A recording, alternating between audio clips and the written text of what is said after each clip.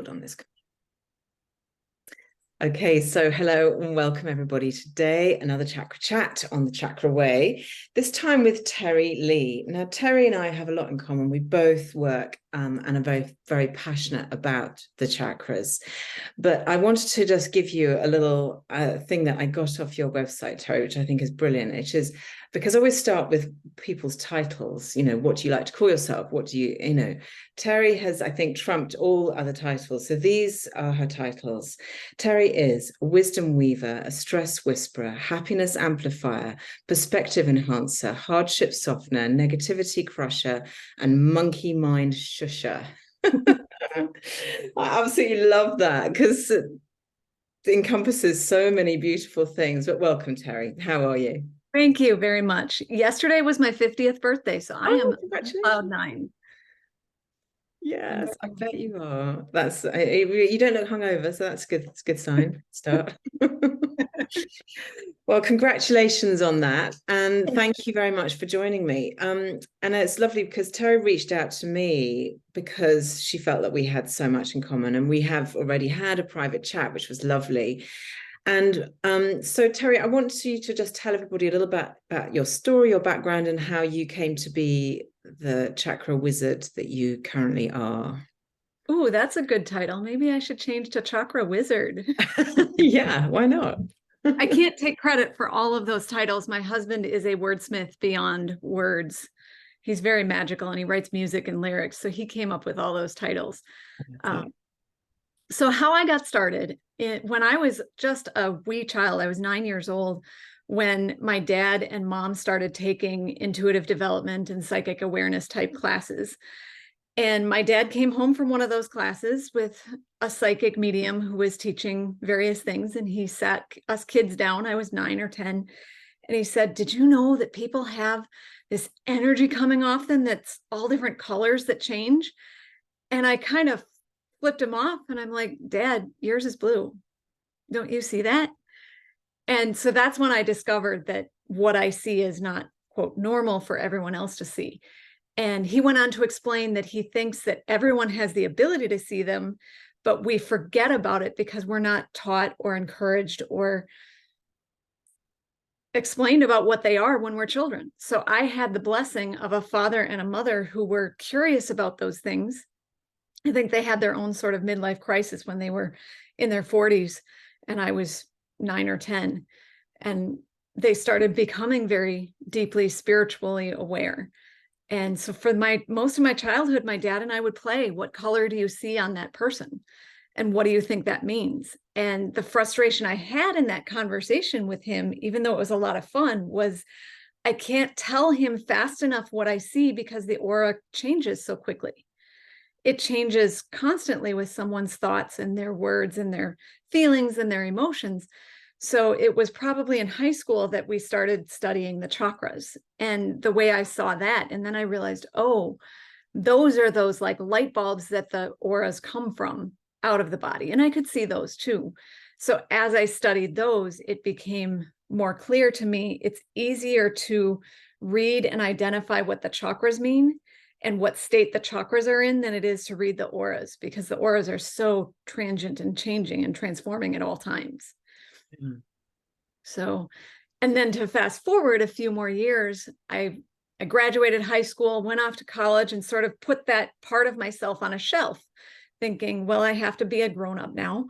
I have to do the adulting thing. So I went to college, got a degree, master's degree in teaching, and became a high school English teacher, and sort of said that part of my life is just sort of on the side for fun. And I think ignoring that part of myself really hurt, because I went through some pretty significant depression that was very difficult to overcome. And one of the ways I dealt with my depression, because I don't do very well on pharmaceutical medications, is I found exercise. I started going to the gym on a regular basis. And one day at the gym, I found a yoga class. And then a friend of mine was a yoga teacher. And when I went to that yoga class and there were a whole wall of mirrors, I'm looking at my own eyes in the mirror and the yoga teacher is talking, and the laser light show was phenomenal.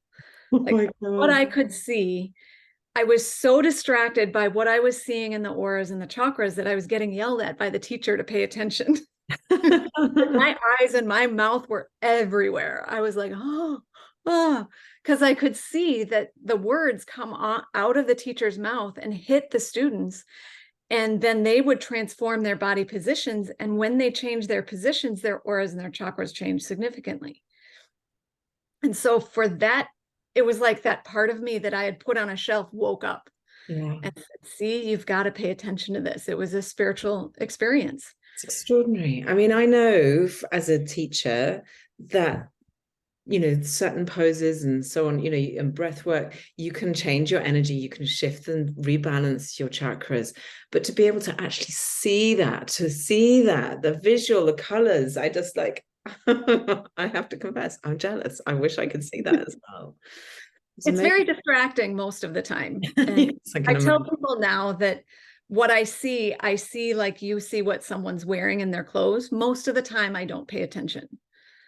You don't pay attention to what someone's wearing unless it's a woman in a bikini in the middle of winter in the snow. Whoa, that's different. Yeah. Yeah. Exactly. Otherwise, out in the wild, I just don't pay attention unless someone asks me. And that's also, I don't want to read someone's aura unless they ask for it or read their chakras because that's invasive. So I try to keep my ability to see just sort of tangential unless I'm asked and called to read a chakra by a client specifically. Yeah, fair enough. And what interests me about your work, and I apologize for the background noise, but my upstairs neighbor has just decided to start hoovering. So that's really I can't hear them. Good. Hopefully not. But it's this linguistics side of it, is the impact of our language. And I have always, really been fascinated by this, just from a very basic energetic terms. So to give people like my most basic example is if as a child you're told to shut up, and be quiet or whatever, that can be a real trauma wound to the throat chakra energy. But the not only is it telling you to be quiet, but it is literally an energetic instruction to shut up shop, and the impact of that is huge. That's a very basic example, but I would love for you to expand on this how you came to, I mean, obviously, you're a wordsmith, you've taught English and so on, but how did you come to, apart from this, obviously, you witnessed the changes as the words came out. How are you using that now? How have you sort of finessed it? Well, let me start with how I discovered it.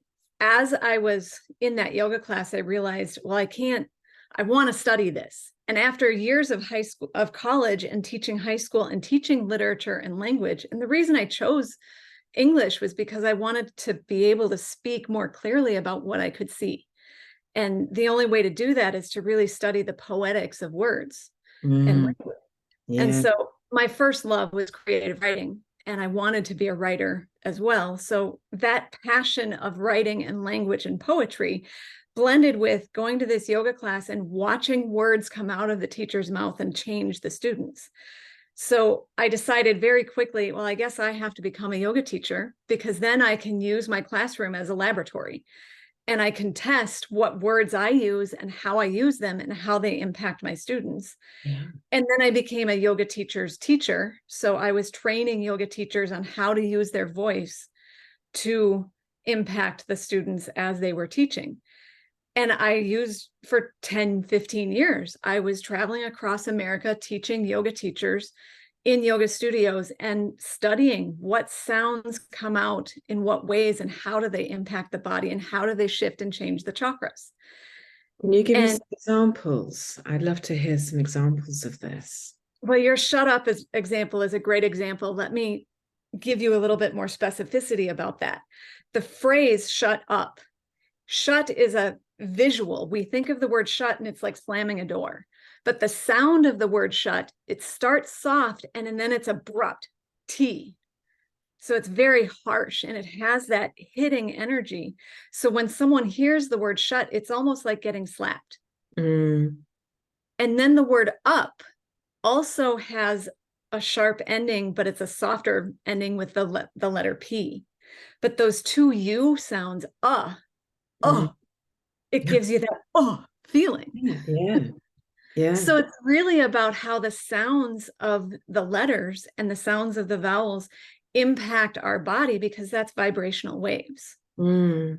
And as I was studying yoga, I got to learn that in the original Sanskrit, they were very precise about which letters they chose to use.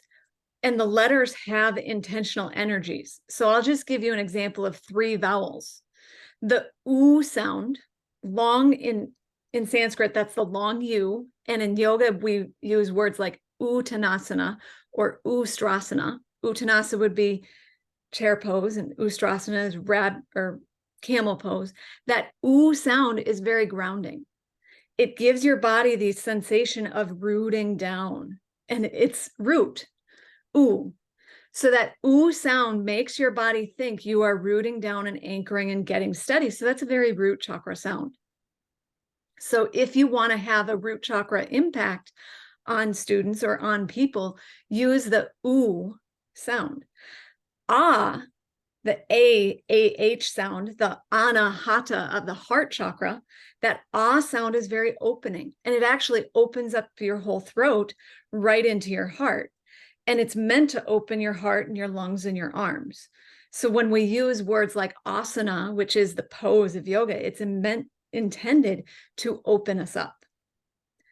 And then E, that long I sound, like Trikonasana, which is tree pose or triangle pose, or Vrikshasana, which is tree pose, that long E I sound is lengthening. It makes you grow. And so I watched this after a linguistics, like Sanskrit expert taught me those 3 sounds. I watched this and I played with it in my own teaching. And I used it first with the Sanskrit, but then I realized it even works better with our native language of English. So I would carefully choose my words. Like I would say the word root, because that would create the visual image of rooting. And I knew it had the oo sound of grounding. And so I would emphasize the word root your feet. And that would really make my students root more, and their root chakras would amplify and energize more. And presumably similarly with the R and the E, if you're wanting to. And it's interesting you bring that up, because this chakra toning is something that I've been looking into recently. And I was talking to another interviewee about it recently as well. And she was saying that, you know, this E, you can play with it with your voice as well. So you can go right from the highest E that you can do, and don't worry, I'm not going to start singing, down to the lowest E that you can do. And you can find whereabouts within between the throat and the crown that E sits. And then with the R, it's between the throat and the solar plexus. And then for the ooh, it's from the solar plexus down to the root. And you can tone up and down this your entire scale, how many scales you can do in your own voice. But if you sound it out and then listen where that resonates in your body, you will find that resonant sound that belongs to each chakra. And I blooming love that. I think it's such a powerful thing, because, you know, vibration resonance is everything. And if we can, you know, using our voices, using word, sound, noise is a hugely powerful tool, which, you know, I think is one of the things that I'm finding fascinating about you, is that you can really implement it into your teaching and into your work. So you use specific words to bring out a specific energy in your students. Yeah. How else do you use language in your work? Well, it started with the teaching of yoga, but then I realized that yoga is not accessible to most of the population in terms of going to a 90-minute or a 60-minute class. And many people just don't have the body structure and awareness to be able to do a full yoga class. So I wanted to take what I learned and what I understand about yoga and cull it down into a practice that the average everyday Joe could do. And I wanted to blend the linguistics and the sounds of language and letters with physical action that I saw with yoga, and then also add that to breath. because breath is really the deepest magic of yoga, because breath is where the life force lives, and breath is where the atoms and molecules make the most change and shift in our chemistry. Yeah. And so I created what I call the Mozi Method. And the Mozi Method is a series of exercises.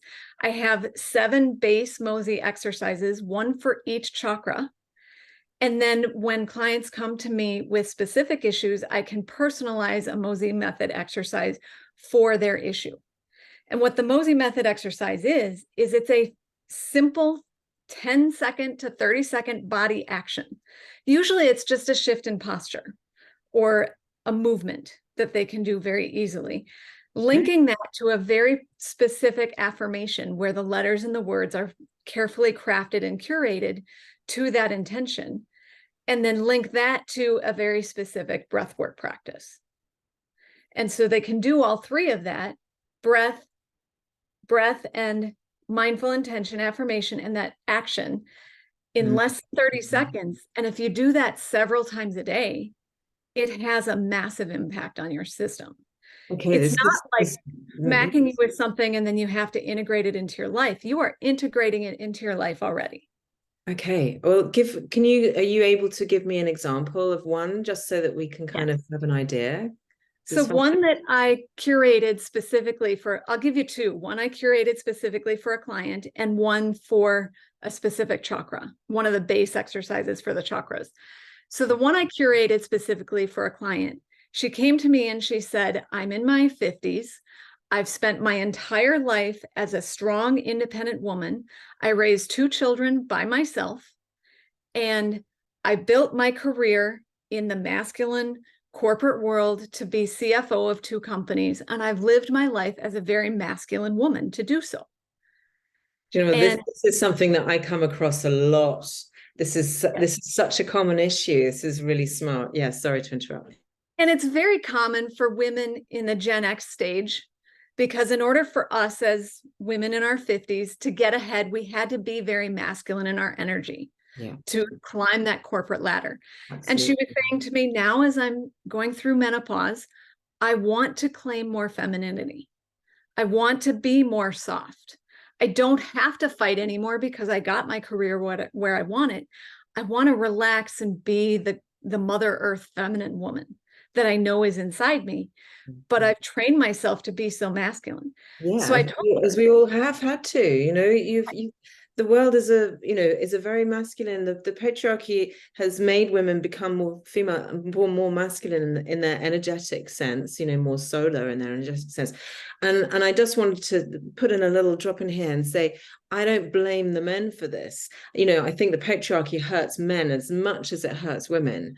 It's a rebalance that we all have to do. And so, yeah, sorry, I'll stop interjecting.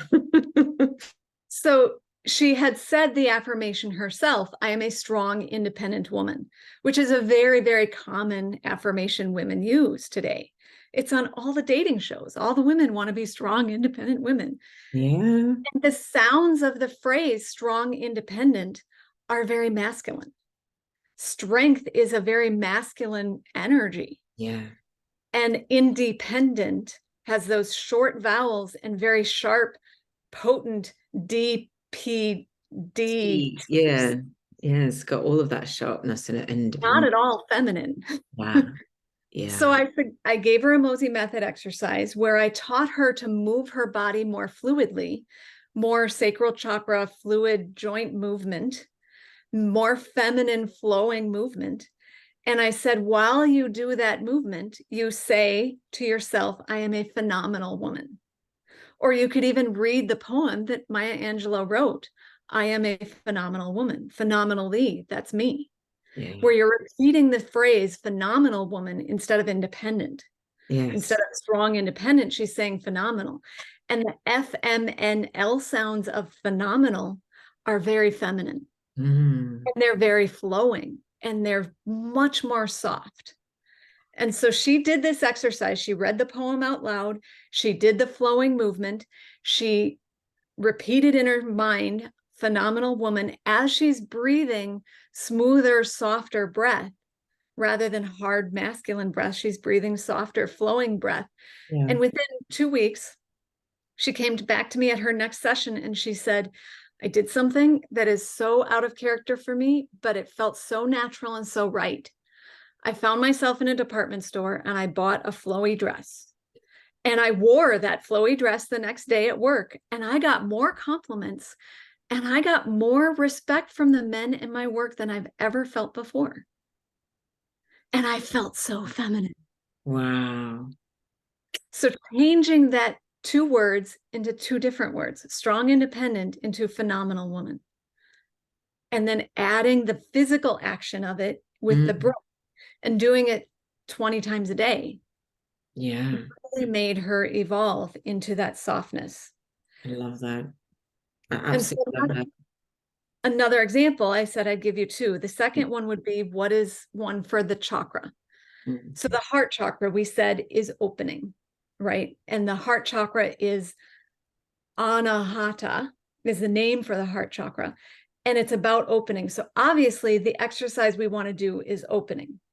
So I teach my clients a very specific posture about how to align their shoulders in place and open up their breastbone and their chest, while at the same time broadening the shoulder blades across the back without pinching them. And that's something we're often taught.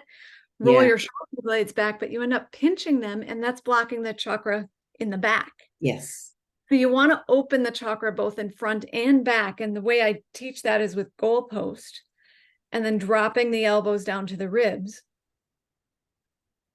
As the elbows drop down to the ribs, that's where the shoulder blades flatten and you can feel your chest open and your back open. Yeah. Yeah. And when you do that, you can really focus on a deep, full, open breath. And you'll notice that your breath is fuller and you can get more air. And a very simple affirmation is, I am open. That's so nice, because that's an emotion. That's not saying anything. That's just an expression of emotion, isn't it? Right. That's beautiful. And that's where affirmations work the best, is when they become an emotion that change our chemistry. Yeah. Yeah. That's so interesting to just go, I had not thought of that one before. I love that. Yeah. So you've got ones that are standard for each chakra that you can give out as just a general. But then if I was to come to you as a client, you would specify which ones specifically for me. I love this. And so the Mozi Method, I was looking on your website, and I know you knew I was going to get around to this question. The Mozi Method is named after a very cute looking dog. I'm all about the dog stories. So tell me, how did Mozi inspire you to the Mozi Method? So I had created the system and I was working with it for a long time, but I didn't have a name for it. And I had prayed and meditated and done all the exercises to try to come up with a name. So finally one day I went to a park, and it happened to be a dog park where there was open sky and there was woods and there was lots of open nature land. And I found a big oak tree and I sat with that oak tree and I said, I'm not leaving this tree until I have a name for my system, for my methodology. And I was not sitting there for more than 5 minutes doing my Mozi exercises, breathing, just enjoying nature, when out of the woods, out of nowhere, bounded up this giant Great Dane. His head was like this big. And he comes bounding through the woods, and he came right up next to me. He sat next to me and he touched his nose to my cheek. Just a tiny little nose kiss. And then, like a pogo stick, he like leapt over my legs and did the same thing on my other cheek. No slobber, just a nose touch. And finally, after he did that one, then his owners come walking out of the woods and they call him and they said, Mozi, come. And he runs a circle around them. And then he came back to me and did it again. And then by that time, they were going away and they called him again, Mozi, come. And it was so clear. Mozi is the name because he embodied everything that the Mozi Method does. When you learn the 7 chakras Mozi Method exercises and you practice them systematically one after another so that they become your new normal of how you hold your body and what you think and how you breathe, it creates this vibrant energy of like, I'm here and life is grand. And that's what Mozi was. Yeah. The piece that's not on my website is a couple years later. Like I never spoke to the owners. And I never had any other contact, I thought, but it was probably 4 or 5 years later, I'm back at that same park and he's there. And I got to meet the owners and I got to pull up my website and say, I named my system after your dog. What did they say? They gave me access to their iCloud pictures file of all his pictures. Oh, that's so gorgeous. Oh, that's honestly, dogs are the best. Animals are the best at connecting you and making you understand, because I think they have this purity of heart that is undeniable on the whole. Right. And nothing more gorgeous than a huge dog. Like, wait, I love that. So much love. It's just, yeah. So this is your main route of sharing the wisdom of the chakras, and you don't teach yoga anymore, or do you? I do privately for people one-on-one. I don't teach in groups and I don't travel to yoga studios anymore. Yeah. I do have not a podcast. I have an online course. When I was teaching, I recorded all my classes live. And so I have those on a library on my online school. Yeah. So there's over 300 live recorded yoga practices there. Yeah. So, I mean, is this I mean, I know obviously you are, you know, the chakras have been ingrained in you. This energy work has been within you since you were a small child. And this is something that is so valuable.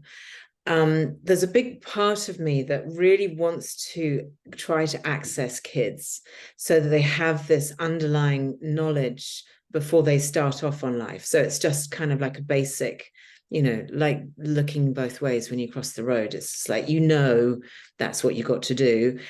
I would love it if all children just knew that they had an energetic body within them, and that this is, you know, how it worked in general. But how else do you go about in your work in expanding people's knowledge and understanding of the chakras? Because this is my challenge. You know, my podcast, yes, great. I have lovely loyal listeners, and that's beautiful. I have my courses, they're great, but they're quite niche. And you know, I feel like this big urge to just allow this to expand even bigger. And I know that we have the same goal in common. So what's your kind of feeling about the way in which chakras can be out there in a more sort of, you know, so the common vernacular in the world? Well, I do work like you do very systematically through the chakras, and I work one-on-one privately with clients as a coach. I call it my sacred mentorship, where I work them through the chakras, and that's the bulk of my work. But I'm also very good because the Mozi Method is so accessible. It's so easy to do. And I can teach it without ever using the word chakra. I can teach it by describing posture, body mechanics, the nervous system, the respiratory system. I can teach it entirely as a system that is helping you be healthier and to deal with mental health and emotional health, and even as a focus and mental capacity skill. And so I do often get called in to teach at workshops and events for corporate trainings, or I've done events at public schools. I did an event for a dentist office where they were all really tight and knotted up because they were all looking at people's mouths all the time. So I did a lunch and learn, where once a week I came in and taught all the dentists and hygienists how to relax their nervous systems. And I walked them through the Mozi Method without ever using any woo-woo language. Yeah. And that's the magic of it, is that the Mozi Method is accessible to everybody. Yeah.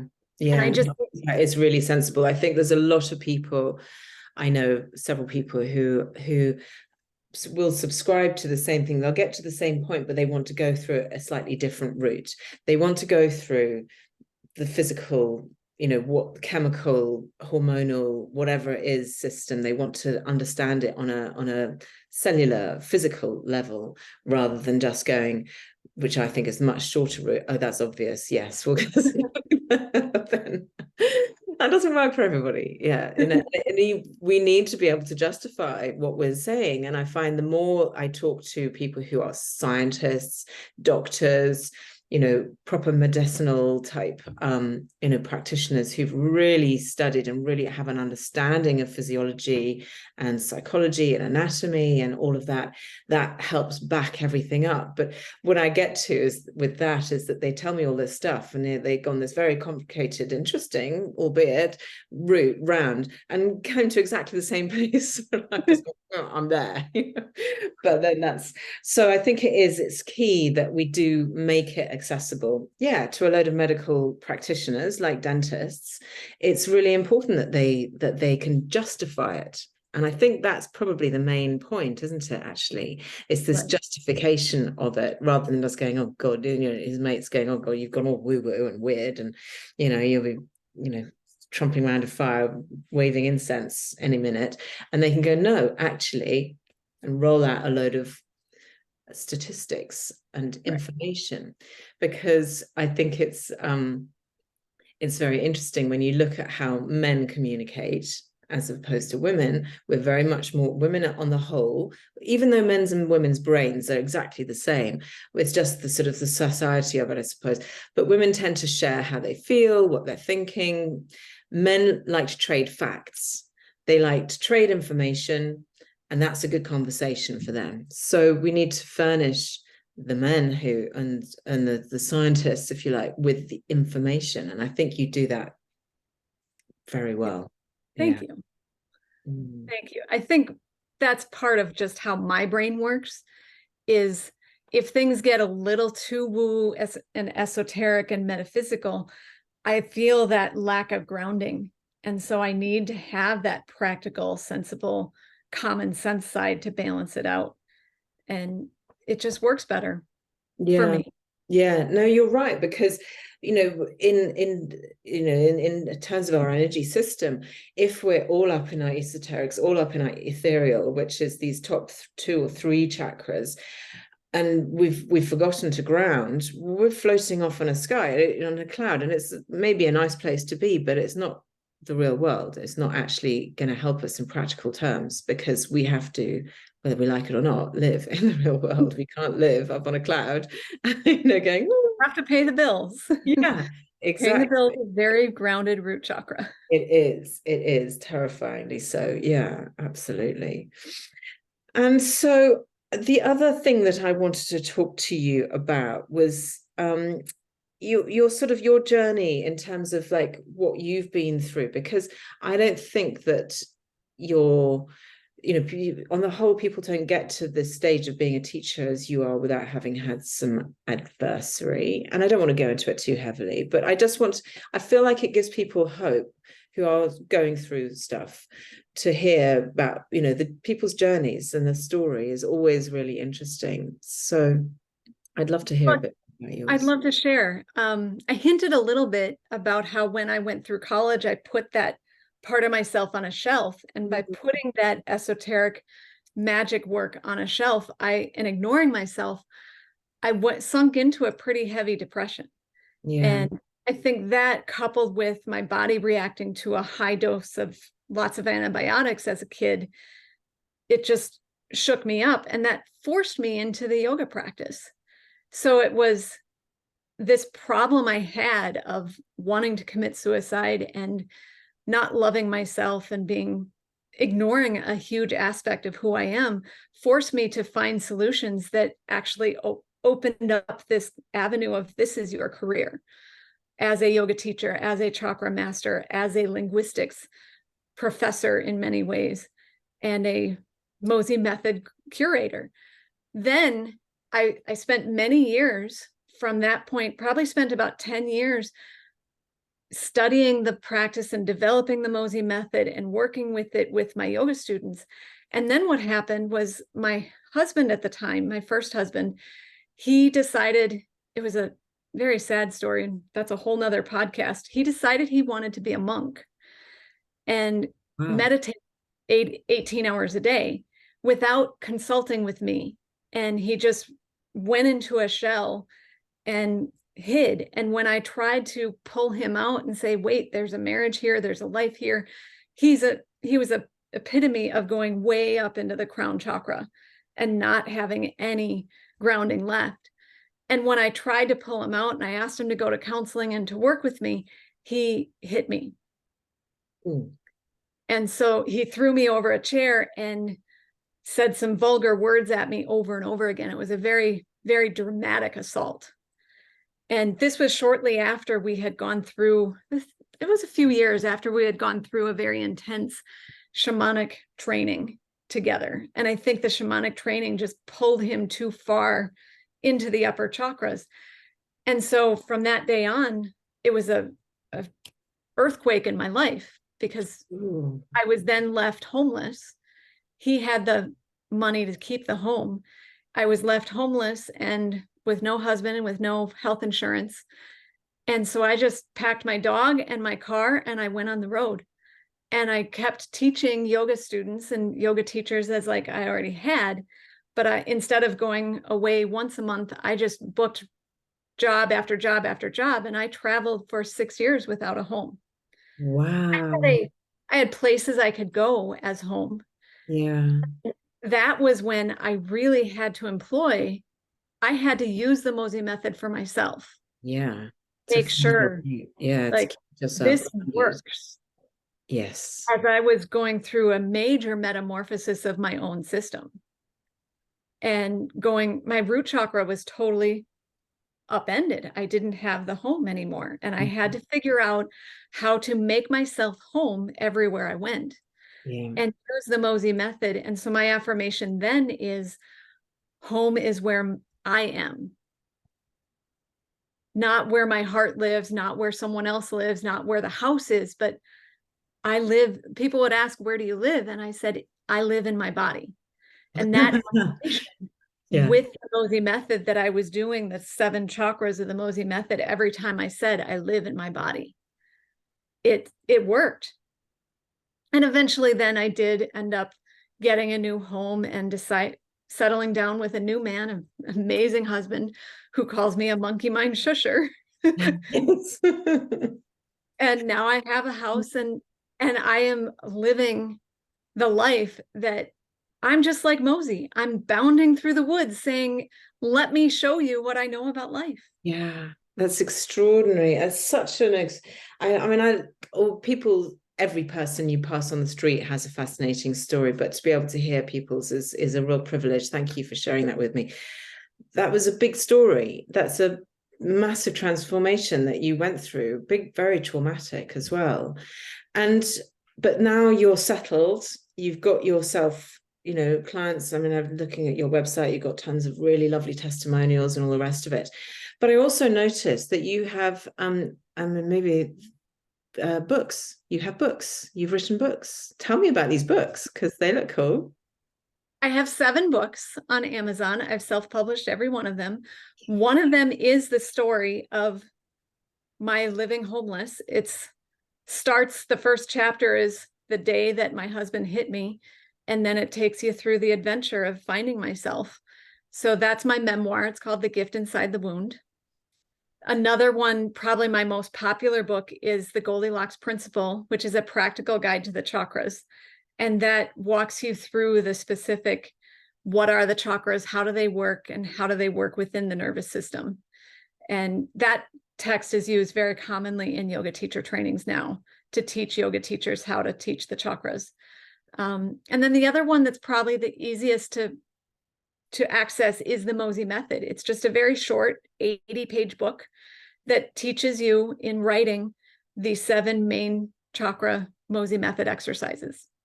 Beautiful. I mean, they look really cute as well. I love the design of them and everything.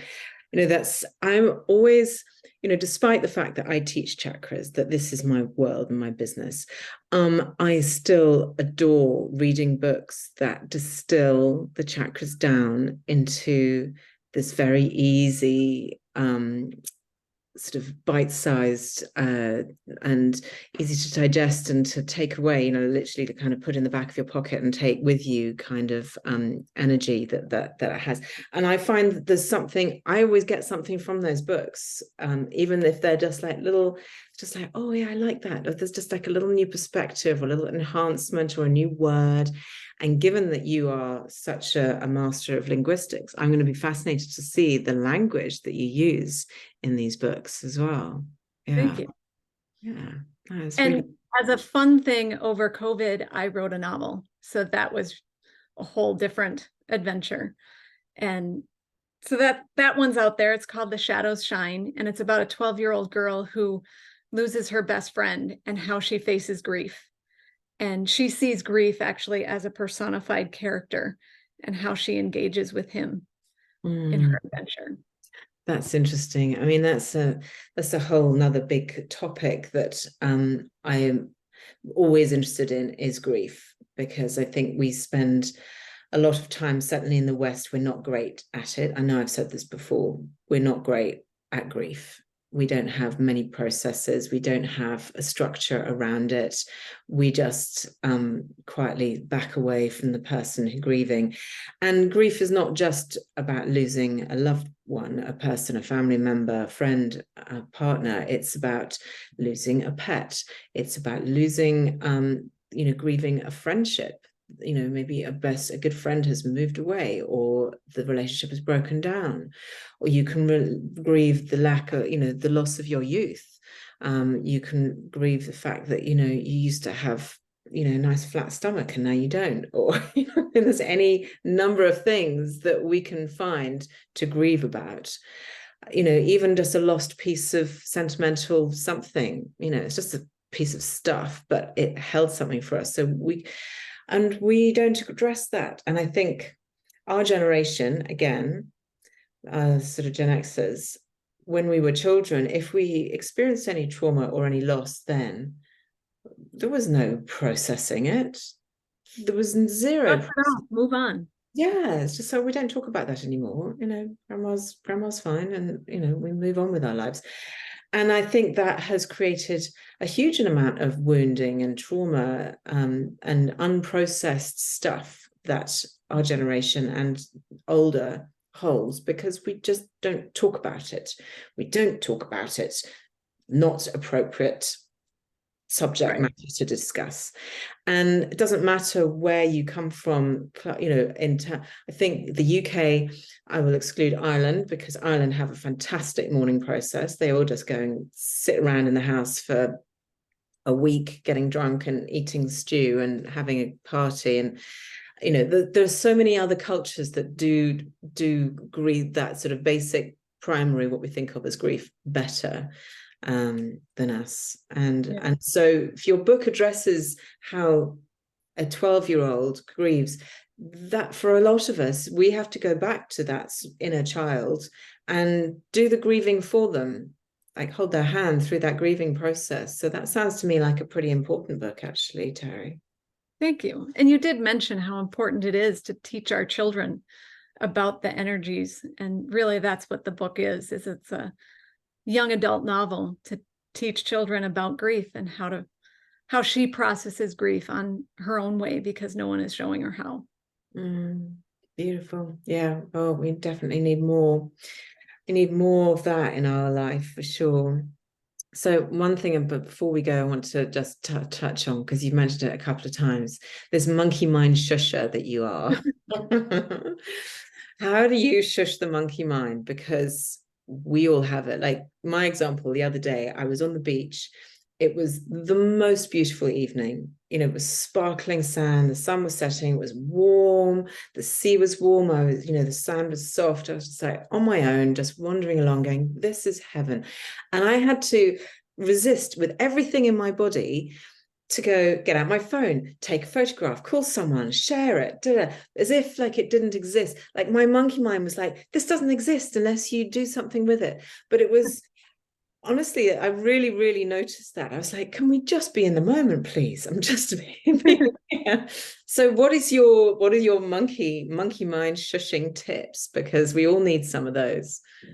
So I'll give you a Mozi Method exercise. Okay. Because it always comes back to that, a mind intention, a body action with a breath. And the best way to shut up the monkey mind is to go upside down. Get your head down below your heart. And it's like all those thoughts drain out of your head like a upside down salt shaker. So physically putting your head down as you think, I am calm, because monkey mind is not calm. So I'm calm, and that ALM is Om. It's almost like Om. Yes, it is. Vibrational. It starts with that hard, which is what monkey mind is ka, and then it just takes that hard and softens it. So I am calm as you breathe out more than you breathe in, because the breathing out is then letting those thoughts come out of your breath. Yeah. Okay. So everybody, headstand. Here we come. Yeah. I love And that. you don't have to be able to stand on your head. You can just sit and put your head between your knees. Just lowering the head. Yeah. I mean, the inversions are hugely powerful for the mind, body, and spirit. They are important. And people are scared of them because they go upside down and they go, oh, I don't know. It's terrifying, it's scary, but it's so powerful. But try it. It's hard to be thinking too much when you're upside down. Yeah, exactly. I mean, I'm sorry, Teri. I'm really, all I want you to do is explain words to me right now. So for what isn't it in terms of the Manipura solar plexus chakra, the affirmation rather that I use is I am empowered, which I love. It works for me. So how does the word empowered sit with you in your linguistic analysis? I love the word empowered because it is a blend of the masculine and the feminine. Power is very masculine, but M is very feminine. Yeah. The W is also feminine within power. So it gives you that balance of both punchy, strong, and long-lasting endurance. Okay. So I love the word empowered. I want to give a caveat to this, though. We have to be very careful about how we feel about a word. Because where you may love that and the sounds may be masculine and feminine, if someone had a childhood where the parents or someone trained them that the word empowered was a bad word, or they were told you don't have any, you're not empowered, you're disempowered, or if they have those connotations, it's not going to work. Yeah. So you have to be careful to choose words that really make you feel inside yourself. Yes, I can understand that. Yeah, they have to, I mean, this is what I always say. I always give very basic affirmations as an idea, but then I say you have to go and search and look and see, because you just put in solar plexus affirmations and you'll come up with dozens and lists. And you need to find the one that you go, oh yeah, that one's for me, and it resonates. But I'm finding it very interesting that you find masculine and feminine, and I'm assuming this is like the solar lunar yin yang energy within words, in finding that balance. So just talk me through. So what I've understood so far is that the hard sounds, so the T's, the k, the p, the k, t, are quite sort of strong. They're the solar words, and the ones with the softer sounds, the and the and the and the lovely sort of soft cozy ones, they're the more feminine. So we can really analyze the language that we use. I mean, even somebody's name can hold a power. Yes. So we have to be very precise, not just about the meaning of the word, but the sound that it creates, because that sound is the vibration, and then how it's impacting our moods and emotions. And so a good way to leave this conversation is to say, if you're having trouble finding that perfect word, call me for a session. And I do free initial sessions. And in those initial sessions, I can help you understand. But really, when I work with clients, I help them because I can say a word and I can see how it hits them. Yeah. And then I can have them say it. I can see how it emanates off of them. So then I can say, oh, yes, that's the word. Or, oh, no, that's not quite right, because it's not quite hitting the right energy. So can you see when you have sessions on Zoom, so can you see people's chakras, auras? So you're seeing mine right now. Yeah. What does it look like? I'm desperate to know. Well, the word I'm coming up with now is curious. You are so curious right now. And you're so eager and excited. It's almost like taffy that you want to pull at more. Like, oh, I want more of that. I want to see what else is under there. What else is under there? And how long can I make that taffy? So Yeah. your aura is looking like that. I can't tell you what color it is because it keeps changing. It must be so distracting seeing this beautiful color show like the Northern Lights around every person that you come across. That must just be, I can't even begin to imagine. It's absolutely fascinating. Well, listen, Teri, I've really, as you can tell, I could sit here for hours just kind of pulling out of you all the stuff that I want to hear. But I think we've given the people a lot to think about. And of course, I will put all of Teri's links and so on in the show notes so that you can get in touch with her. But yeah, is there anything else you want to leave us with? Any magic words to round us off? I think the most important thing is the most important lesson I teach all my clients. Learn how to breathe. If you learn how to breathe, you can change your auras and your chakras instantly. And if you can make that breathing a more conscious, mindful breath, and then eventually add the words and the sounds and the body actions to it. But the breath is where it comes first. The breath is so, so powerful. Yeah, I know. I'm with you.